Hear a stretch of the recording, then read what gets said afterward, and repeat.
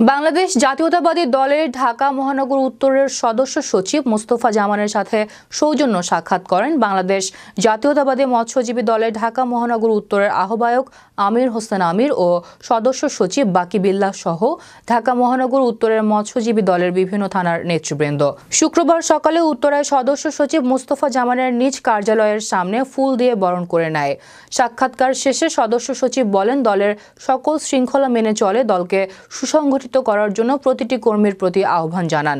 ভারপ্রাপ্ত প্রেসিডেন্ট তারেক রহমানের নির্দেশ ৩১ দফাকে বাস্তবায়ন করে দলকে এগিয়ে নিয়ে যেতে হবে। মানুষের কল্যাণে দলের সবটুকু দিয়ে কাজ করতে হবে। এদিকে ঢাকা মহানগর উত্তরের মৎস্যজীবী দলের আহ্বায়ক আমির হোসেন বলেন, আমরা সার্বিকভাবে দলের বিভিন্ন দুর্যোগের সমস্যায় সর্বদা কাজ করে যাব।